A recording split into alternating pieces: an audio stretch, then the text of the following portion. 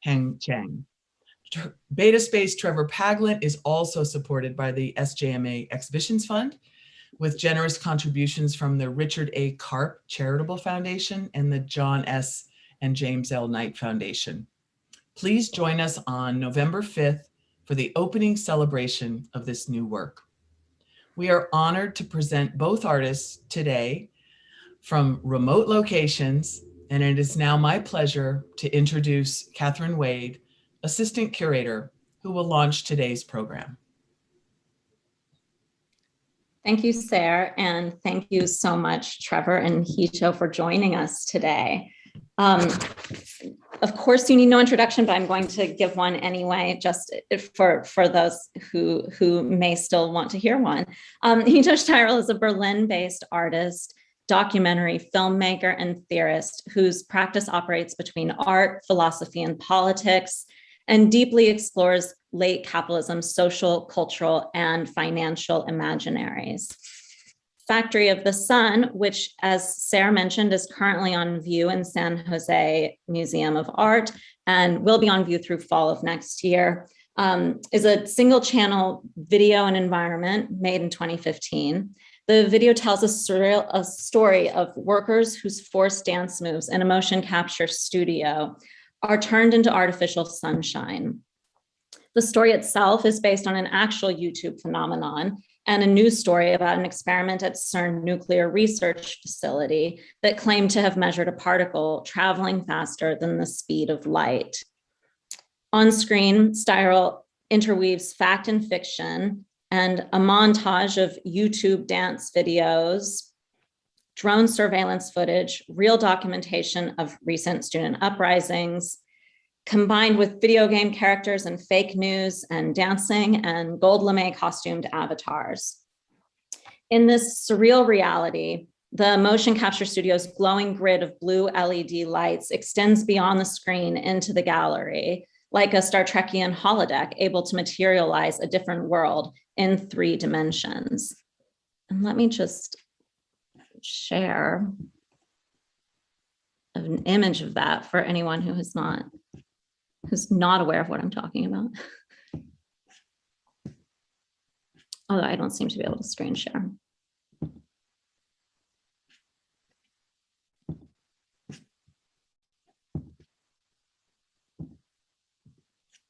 Well, we're also thrilled to welcome Trevor Paglen, who is likewise a Berlin-based artist, geographer, and journalist.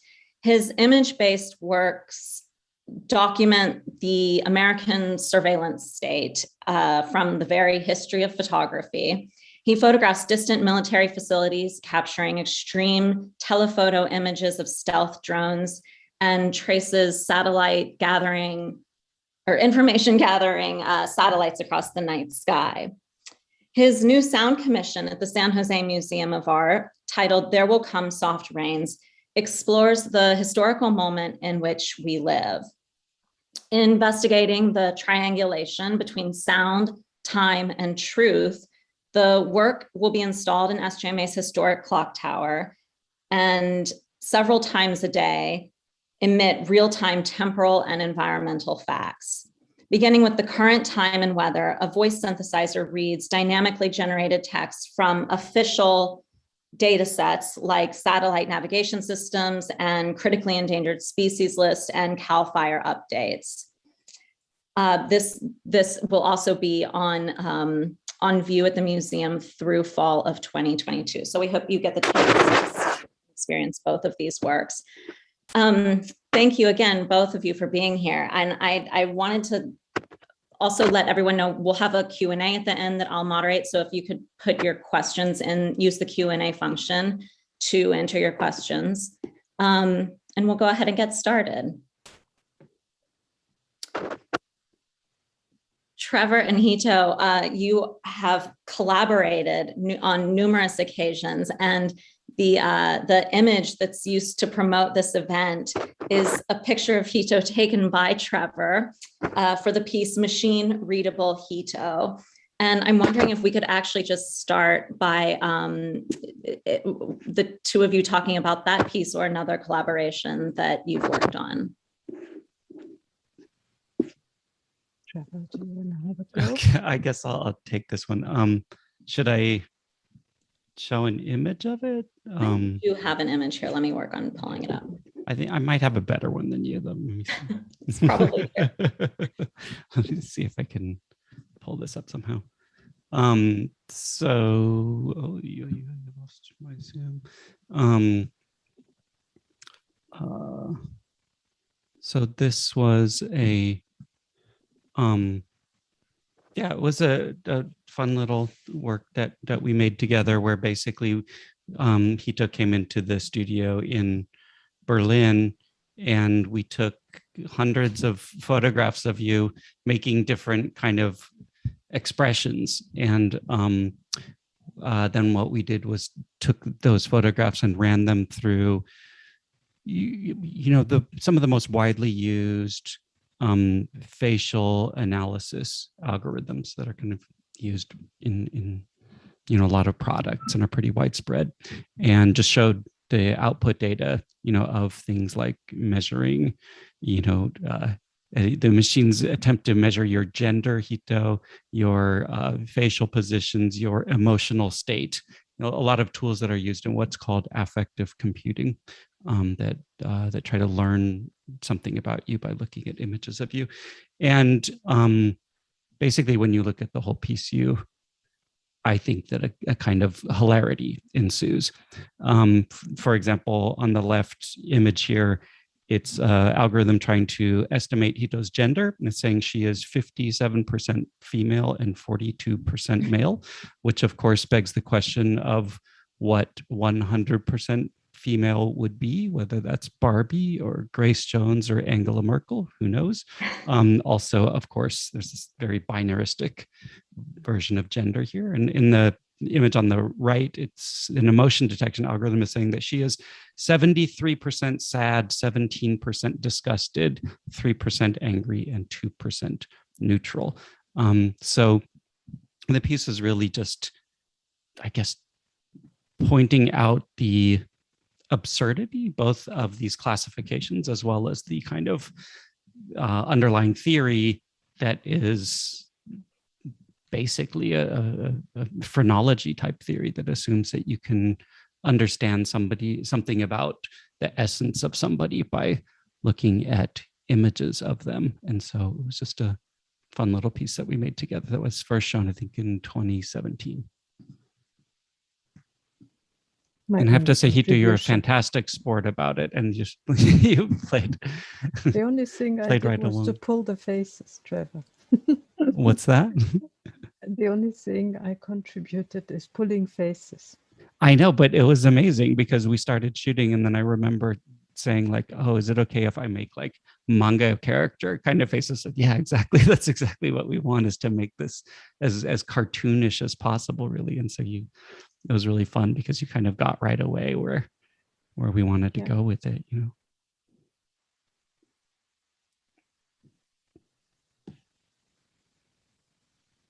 Hito, can you tell us about the background image behind you? Oh, that's from another work which I made recently, which was a live social simulation called Dancing Mania, where you had these characters in the background basically infect one another with a dancing mania, which means that they were walking around first, but then this kind of unstoppable dance starts spreading through their ranks. And so there were different parameters which would influence the spread of this condition, let's put it like that, which were basically political conditions that happened last year in Germany to do with the spread of fake news, especially around pandemia, conspiracy theories, and all of that. So these parameters were basically influencing the spread of our dancing mania. And my background shows the so-called Trump mode. This was made in case that Trump gets reelected. Yeah, but I just kept it as my usual Zoom background. And is it a live It's a- simulation? No, this one is just recorded. It's my version of the 16 chapel, you know, the downfall towards the nether regions. Well, and of course, dancing plays such a huge role in Factory of the Sun as well. And actually, both of you use humor so much in your work to lay these really somewhat difficult ideas to grasp. You lay them out oftentimes through humor, which is, I think, one of the reasons I was so first attracted to Factory of the Sun, just for its humor, but also just how much fun the dancing in the video is and how great the soundtrack is. And Trevor, of course, you've done the same with your machine readable Hitos. I wanted to just talk about, move to talking, Trevor, about your work, There Will Come Soft Rains, which really is looking at this relationship between time and sound and authority. And I keep thinking of it in conversation with Factory of the Sun and ideas, of course, of authority and fake news.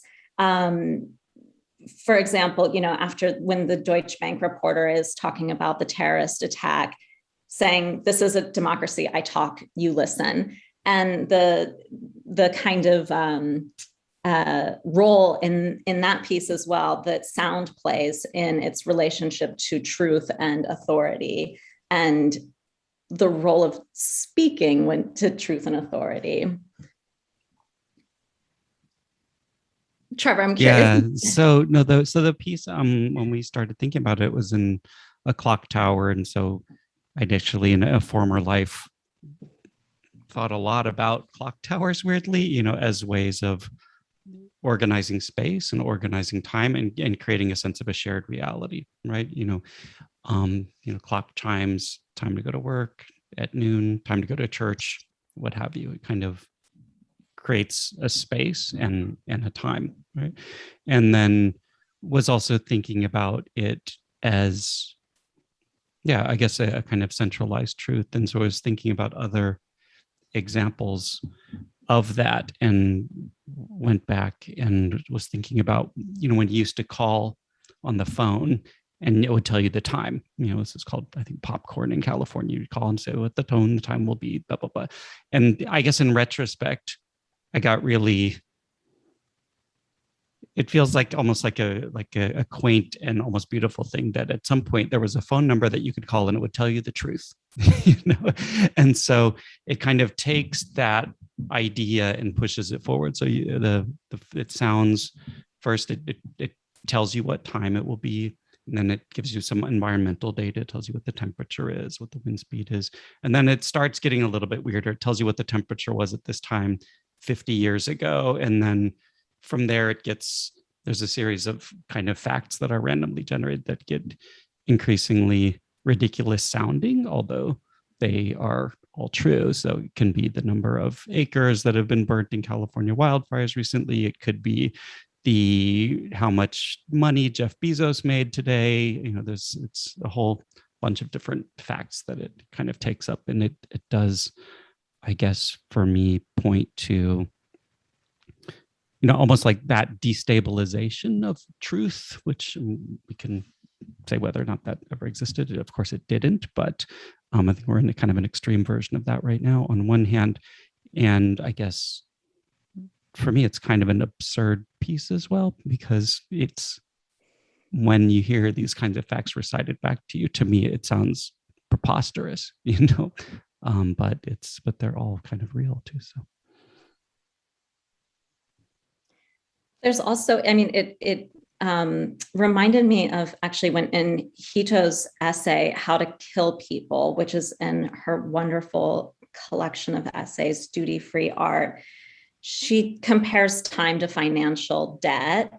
And this idea that, well, here, I'll read a quote from you, Hito, if that's okay. The economic viability of the present is sustained by debt, that is, by future income claimed, consumed, or spent in the present. Thus, on the one hand, futures are depleted, and on the other, presents are destabilized. In short, the present feels as if it is constituted by emptying out the future to sustain a looping version of a past that never existed. And Trevor, I think that this is your piece. Yeah, no, I mean, I was thinking a lot about those imaginations of the future. And I think in the past, the future was always something that things would come, right? And now I think about the future and I think a lot of people experience the future as one in which things are lost, right? And I think like Hito's quote speaks very much to that sentiment, And that sense of, I mean, like that, if you're reporting on California fires burning at this moment, how we're essentially depleting the future to be in the present. And then also the sort of circling back to the past of historical weather, but also the nostalgic voice of truth. Yeah. That's all there. That's So we'll have to make recordings of it and send them to you, Hito, so you can. No, sounds amazing. Also reminds me of the bell tower, which sounded the alarm in case of fire, or which conversely told you that everything was okay. Also, that also happened at some points in time. Well, and I think, my understanding of the bell tower is that when bell towers and clocks became one, that the way time was marked, which had been like a fire or a wedding or something celebratory or experiential, changed to then the bell was marked by a clock. So then, this agreed upon external truth as opposed to a lived experience. But also it reminds me of the time after the internet. Did you say the time after the internet? Yeah. Because it also already anticipates a time when the internet will have become totally useless for any transmission of anything whatsoever, and also won't work. It's kind of surprising how many people I failed to reach in past weeks because for some or other weather or environment related reason, the internet had become very patchy. So to rely on it for very long seems a bit risky to me. So in that sense, I think there are many people right now who are already thinking about the next means of communication, maybe a bit more stable ones. Well, right, and particularly when one mega corporation owns most of the ways that the world communicates. Well, absolutely. That's also an environmental risk of different variation, I think. Well, I like that idea that the bell tower that emits facts could actually be the future of information. Yeah, all sorts of, stable radio broadcast. That sounds more futuristic to me than more of Web 2, for example. It's even after the blockchain. Radio tower.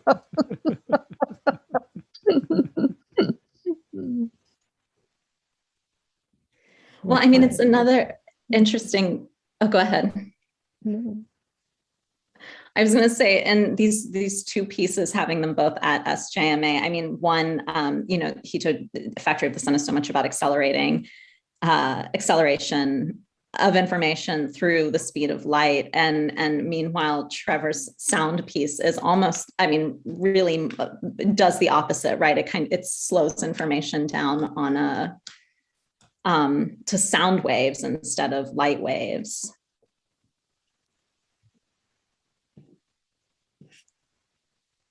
Yeah, but it also has a longer scope, no? Trevor, it sounds as if you go back at least 50 years, no? Yeah, the data goes back 50 years that we're using, which is about as far back as we could get reliable sensor data from the same area. Yeah. Trevor, what are your data sources? Oh, there's a lot of different ones. We're using fire information, obviously like some stock market information, some databases of curated facts that we just made. Then we're using historical weather data from the airport right by you. I'm trying to think what other data sources I'd have to go and look at the spreadsheets and see what they are, but there's quite a few. Data that predated the internet, though. Yeah, some data that predated the internet, but a lot of it is real time things that are, happening at the moment. Well, can I ask you both what you are working on right now to talk about current projects? Oh, it's always a tricky one. Okay. Trevor, what are you working on right now? You can say no. When I'm done. Yeah. I'm doing a lot of experiments and thinking a lot same. about temporality as well, kind of continuing on one hand with some of these ideas and thinking about how time is changing, right? And I hesitate to go much further than that, I guess. But to me, it seems just in general, there has been this slowing down, of course, over the last, year and a half or so. And sort of, there's so much sand and so many gears. And, it's a very kind of a bewildering time, I think, to be working right now. And so for me anyway, it's been a lot of kind of stepping back and looking at things more slowly, and experimenting a lot more. I think I'm continuing to work in live simulation and using political simulations. Let's say, as one example, I'm utilizing the mass of a climate club simulation, which is essentially about the conditions under which climate treaties would actually work. So this exists as mathematics, but I'm trying to convert it into a quite abstract output. So you have some, let's say, real life data that move the simulation, but in essence, it's something which is not realistic whatsoever.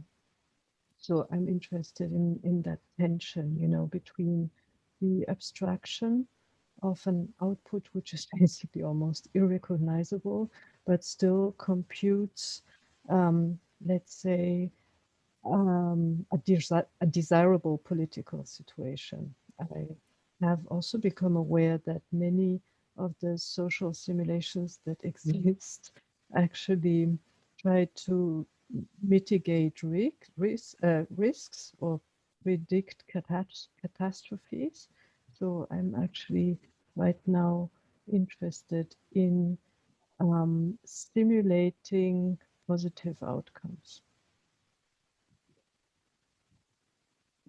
Why abstraction? Because I'm still quite fascinated, with the constructivist abstraction period, when very real political tensions were basically expressed as very simple geometrical outputs. I mean, I'm not saying this will be the end result, Sure. but this is what I'm experimenting with right now. There is Because a kind the one of behind me is quite realistic. right.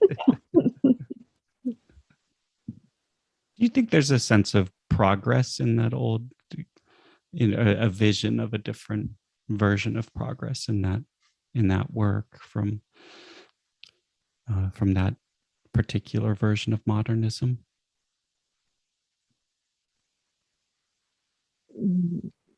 What do you mean exactly?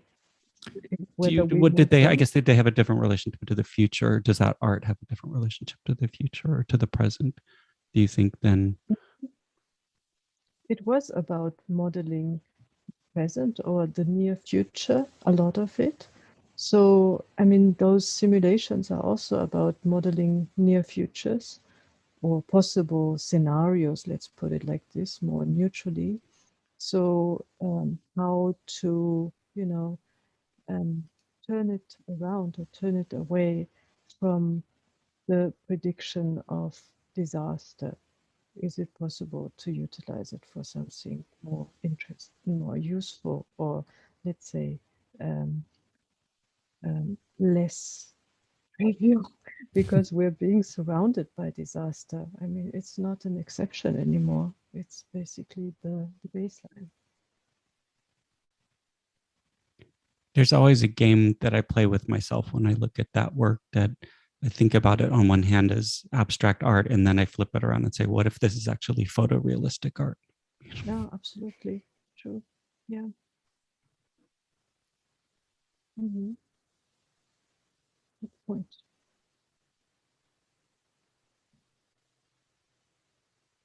And I, of course, keep just thinking too about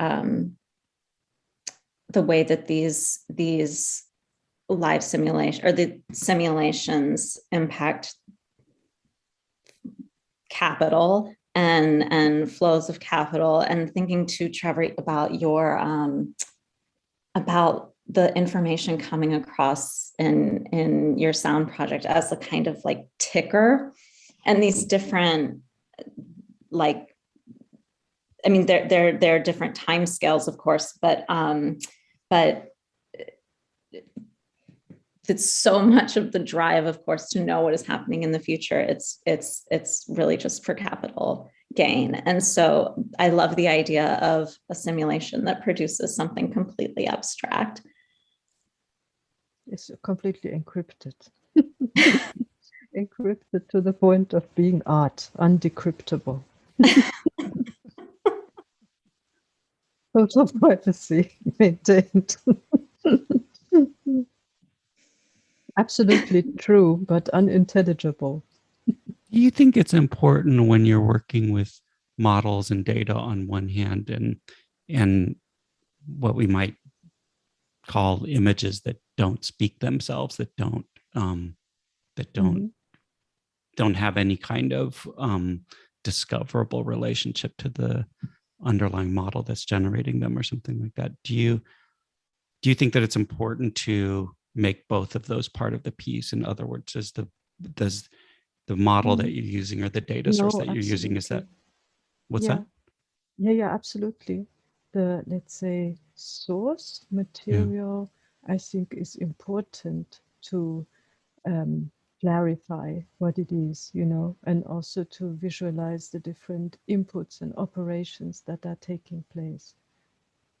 But That's a very maybe, different theory of abstraction than the kind of classical, yeah. Kantian or whatever version of it. Why do we bring those?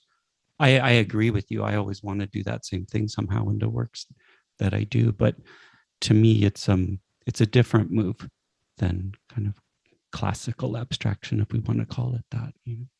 Oh, yes. But why do you want that tension? I guess why the inscrutable image paired with the technical explanation of it, I guess, or the political explanation of it. I think it's more to visualize the actual dynamics, right, that are taking place, almost like a physical diagram. Because, you can, of course, visualize, let's say, a social dynamics using those avatars you see falling in the background.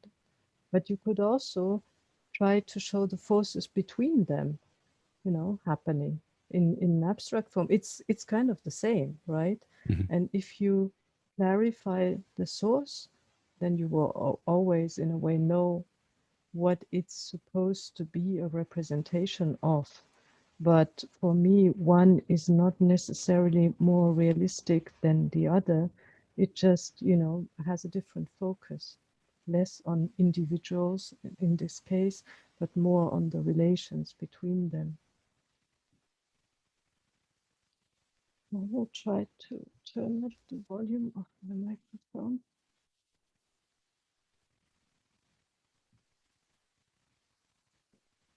And what is the role of a viewer in a situation like that? I'm thinking about a kind of what I think of as the kind of classical smart argument for abstraction is that it presents you with something that is on its face inscrutable, and so forces you as a viewer to try to make some kind of sense out of it, and thereby to create it, transfer some agency to you or something like that, but that's a little bit of a different relationship between a viewer and the kind of work that you're describing. Is it the idea that you're creating a space to think about that relationship between quantification or modeling and representation and possible and impossible presents and futures? Or is there something else, do you think? In other words, is there a kind of philosophical theory underlying it? First of all, one should never, ever answer questions that start with, and what will you be working on in the future? Because honestly, now I boxed myself into a line of argument, which I have no idea whether it will ever transpire or not. But secondly, let me answer your question. Abstraction is very, very real. And the things we don't see and the dynamics in between objects and people are extremely real. They are basically moving things, right? I mean, look at your whole line of inquiry of how we do not see the internet because it's hidden, under the surface, under the water, and so on and so on. So all these things you could call infrastructure. You could also call abstraction to some degree because they appear to most people as abstractions. Nevertheless, they are extremely powerful and real. So in a way, it doesn't hurt to represent them as abstractions, but nevertheless, as very real social, political, economical, technological, and so on dynamics, no?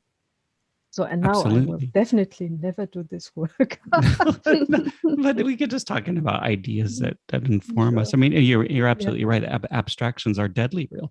I mean, think about like a stock price it's a deadly real abstraction, for example. Or the metadata data signature. What have you? Your climate data. Will be broadcasting from that tower. I mean, they are measurements, right? You could call them. Of course, they refer to something real, but in themselves, they are pure abstractions, I guess. Yeah. So in that sense, that back and forth between abstraction and realism or real underlying data, maybe, I guess that's crucial. Well, and I think part of what makes both of your works so successful is in its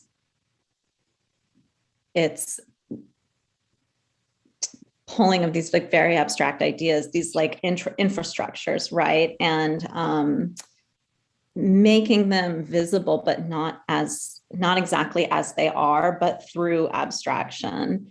So through, the idea of the factory of the sun, for example, and electropolitical frequencies, you know, that then hit on what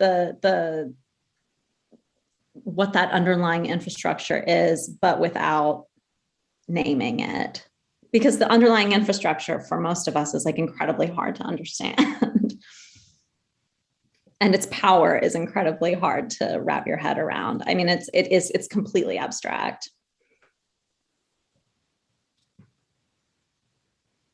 I've been thinking a lot about, in parallel to abstraction, like going back and thinking a lot about allegory, especially you know, during these last 2 years or so, and thinking about other kinds of images or works that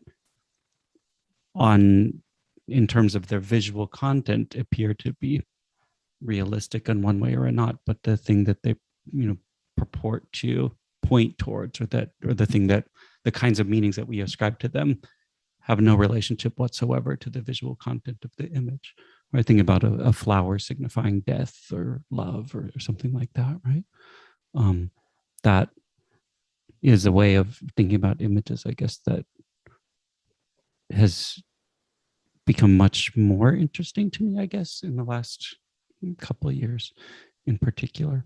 I think just probably living at a moment in time where so many images that you thought meant one thing have changed really dramatically. You know, I'm thinking about things like you know, a person who's not wearing a mask, or an airplane in the sky, or these kinds of moments of everyday life that have been infused with very different meanings than they would have had in the past.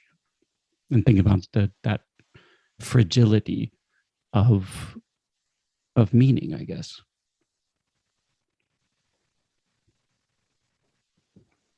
You both turned to flowers when doing research on AI, and Hito, I'm thinking of This Is the Future, the digital plants, and This Is the Future, and Trevor, your more recent project, Bloom. Mm-hmm.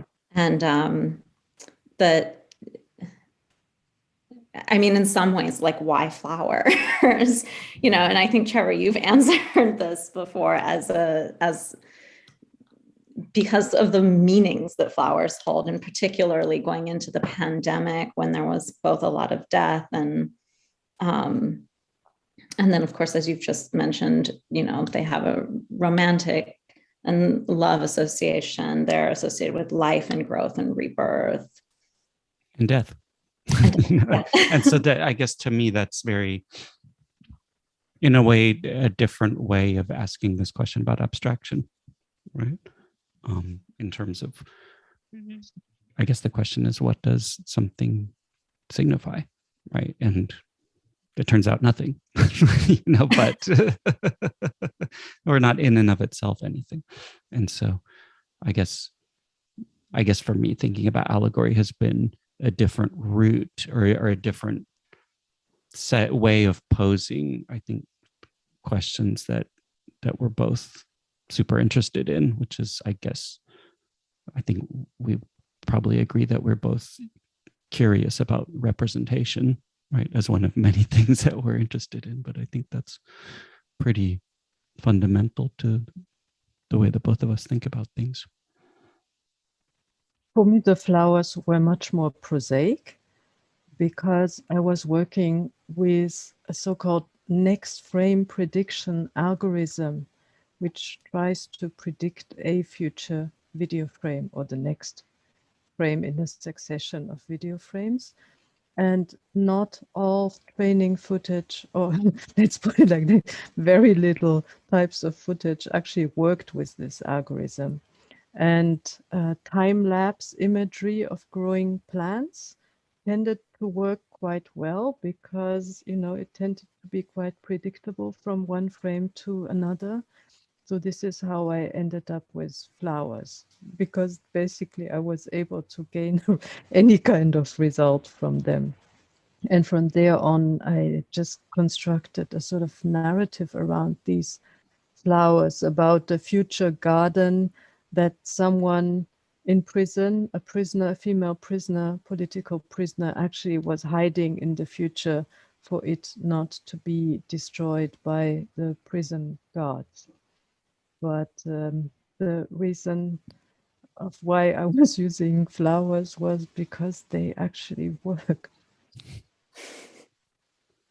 It's funny. I mean, it gets into whole questions about training sets, and perhaps Yeah, they yeah. work because they're cliches, which is, why They work Yeah, as I think that's They something have that's both interesting. you can only predict temporalities that are predictable, right? It's a kind of And that has some set somebody's bothered to make a tautology. training set for. Right? Well, I made all the training sets, Oh, but yeah. some training sets were, more straightforward to make. Right. I mean, it's there. It just has in part to do with the quantity of data sets of flowers. Is that correct? Yes. Or Well, it was images of flowers. or images of flowers, right? Right. Mhm. What can you talk a little bit just about Trevor, I think for you, you've been saying COVID, when you say the past 2 years, I assume you mean during the pandemic, has, changed, you feel like you're slowing down and thinking more. Hito, has this time period changed the way that you work? Well, I guess so. Yes. I've worked a lot with footage and still do work a lot with footage I shot previously. So now I'm kind of revisiting it. I'm treating it almost as found footage. And now I have it. Now I have to make something out of it, whatever it is. Because obviously shooting footage has become more problematic for many reasons, not only the pandemic, but right now I would think twice about flying somewhere with a team if it's not really necessary. And there are so many images, not least some of which I already took myself, which are waiting to be recycled, and reused. Not everything has to be made anew all the time. And also remote working with people has increased a lot, and I hope it stays that way even after the pandemic. I mean, if there ever is the after, I don't know. It's funny you say that, because I think museums are similarly, looking, of course, to what we already have in storage, and pulling out our collections and looking at them in different ways too. So I relate curatorially. In thinking about museums moving into, just going through the reckoning that museums have been through in the past 2 years, do you have any thoughts about the future of museums, and if museums should survive?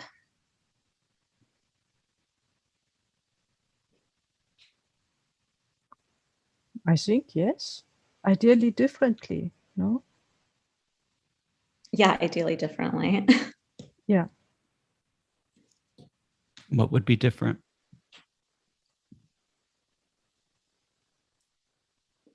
Well, maybe the most general definition is that art has become something which doesn't serve too many people, which could serve a lot more people than it did for a lot of different reasons.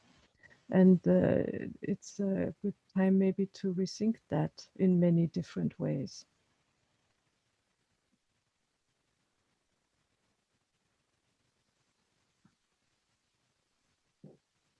Do you have any thoughts on that, Trevor?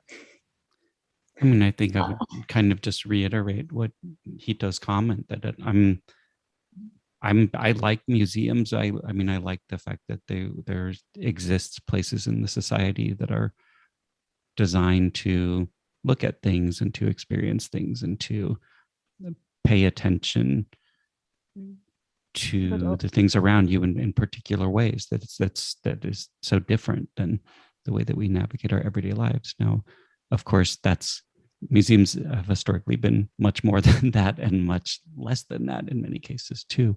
But at the same time, in terms of, I think we use the spaces that we have for sure.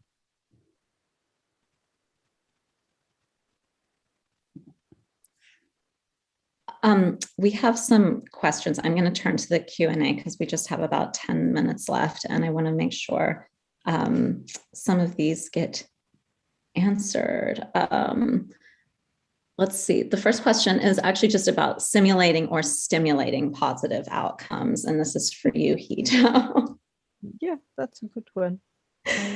I second that. Take it as a comment. No, but I mean that's for sure. Simulating something is a way of bringing it into being, right? Or provoking it into being, or nudging it into being, maybe. So stimulating, I think, is the very correct expression. Yes, they go on to say, if the latter, yes, stimulating, isn't capitalism dedicated to simulating positive outcomes? Ironically, that generates the catastrophe you are talking about. Can you repeat that? Oh, why? Sure. So simulating or stimulating positive outcomes, if the latter, yes, isn't capitalism dedicated to simulating positive outcomes? Ironically, that generates the catastrophe you are talking about. Okay, that requires a different explanation. I can't give it. I don't understand the reason. Yeah. Your first response made sense to me. Another question here. Do you think that for the viewer of the abstract work, it is important to know what data was looked at or converted for this translation? Yes, and I think it's important. Yeah. And I think you both already answered that. Yeah. What do you think about the recent text-to-image generating networks? Images are generated so that they fit the textual description. Yeah, I experimented a lot with them, but I couldn't get any plausible output. If anyone out there has an idea how to do it, let me know. I'm desperate. I want to work with these things, but until now, I just get some blobs. Trevor, have you tried? Yeah, we can talk offline about that. Okay. Can you tell for those of us who are not working with these what they are? Well, yes. What's up? No, you go. Well, I think this has been going on for a while, but I think more, in the past year, a company called OpenAI released a model called Clip, which is a model, as far as I can tell, of basically everything on the internet. And it's a text and images in relationship to each other. I think they just scraped the whole internet and built a model out of it. And so what you can do with that model is you can build a thing called a generator. So basically a piece of software that just generates a random image. And then you can send it over to the Clip model, and the Clip model will tell the generator how kind of accurate it is, like whether it's an accurate description. And the thing go back and forth. And so you can evolve synthetic images that are that fit that according to Clip fit the criteria for the caption that you give, right? So if I say I want to see a picture of, a woman on a horse or what have you, they go back and forth until the model says, yeah, that is a plausible image of a woman on a horse. And so you can use this technique to generate synthetic images based on textual prompts.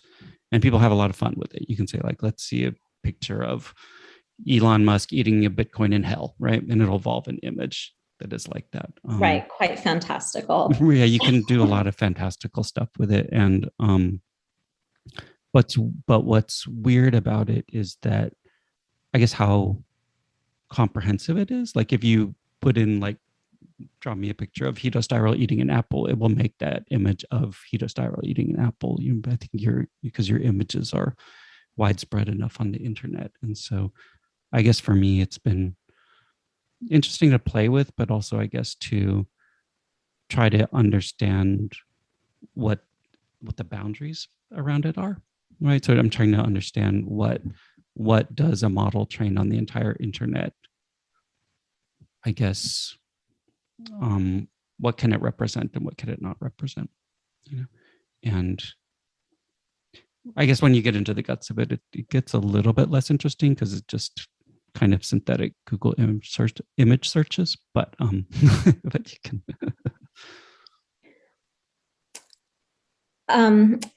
Here's a question about post-truth reality, which asks, where does it go from here?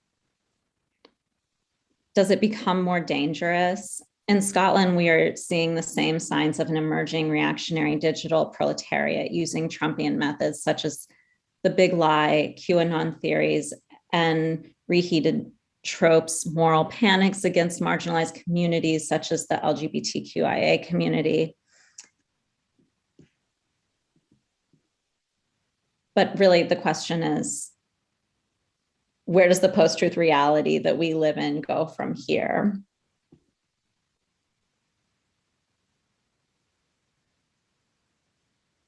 Hito, it sounds like this is a topic that you've been thinking about, especially with the You just don't your wanna background is answer just it. right there. Well, I think it depends on the future of platforms, no? And I mean, we know how the existing platforms format any kind of information transmission or fake news.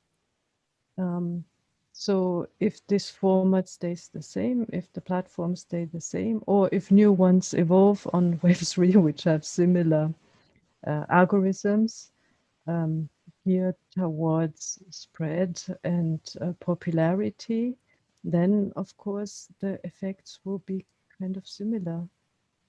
But I don't think this is a destiny, right? Could also be changed.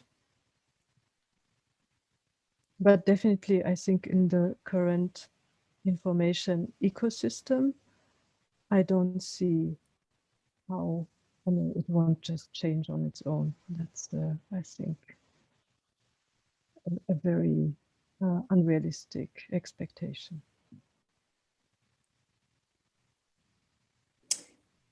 Trevor, I'm going to bounce back to you for the next question. You mentioned allegory as another way of thinking about abstraction. Allegorical reference or narratives often include a moralizing intent. They are normative. Using the notion of allegory, can you revisit the question of progress in different modes of authority that your works reference, and the ways that the abstractions of these specific authorities strategically project moral visions or moral instructions?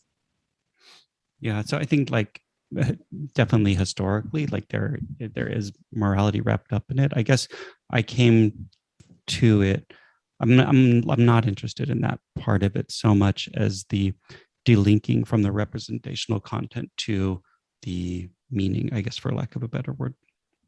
And I guess what I'm coming to it via is thinking about AI and computer vision and some of the things that we saw even in the machine readable Hito piece, which is what are we actually doing when we say this is a picture of a flower, or this is a picture of a banana, or here's a picture of Hito, and we bake those kinds of judgments into technical systems that are becoming part of the infrastructures around us, right? And so I think for me, why it's useful to revisit allegory is that it proposes a way of thinking about images whereby the meanings that we attribute to them are entirely historical and entirely cultural, and do not lie in the content of the meaning at all, of the image at all, right? And so to me, the theory of allegory is a really radical refutation of a lot of computer vision and a lot of AI in a way that I think in a way kneecaps the whole enterprise. I think it pulls the legs out from the whole theory of images and representation underlying technical systems. It's like that's a long-winded answer, and so that, but I can tell you that's how I came to that. And I guess this isn't like a niche concern of mine. I think that forms of technical imaging are the norm these days, and so they've become so ubiquitous that it's in many ways they are image and image interpretation itself.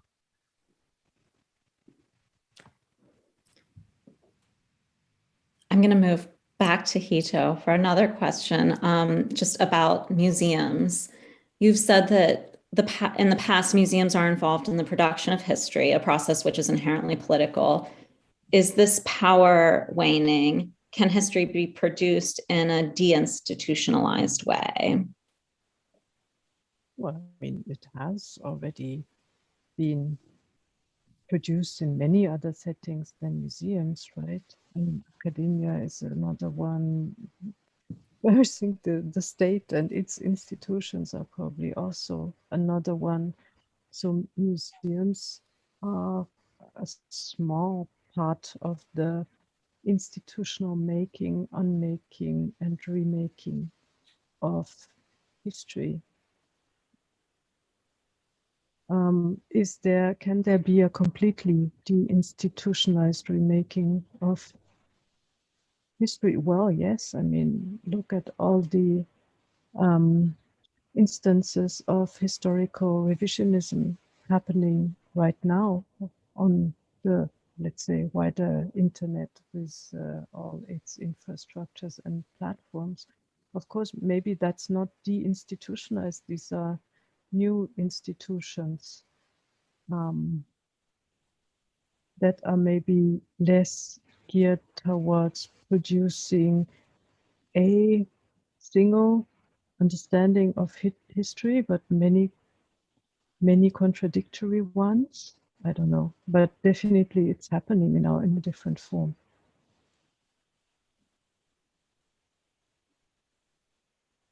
Such that history is just no longer canonical. It's fragmented. Well, there are many actors that are busy trying to produce history, and in itself, it's of course validating a monopoly of the production of history, but we also see very clearly where it can lead into a cacophony which has more to do with disinformation than anything else. Well, we have reached our time. It is 1 o'clock, and I want to just thank both of you again. We have covered a lot of ground today, and it's great to see you both here in this virtual space. And I hope that anyone in the Bay Area or who comes to the Bay Area can make it to San Jose Museum of Art to see both of these installations by these two groundbreaking artists. Thank you, everyone, for joining us today. Thank you so much, Hito, and thank you so much, Catherine. You. Thanks, Trevor. Thanks, Catherine. Thank you. Bye-bye. Bye.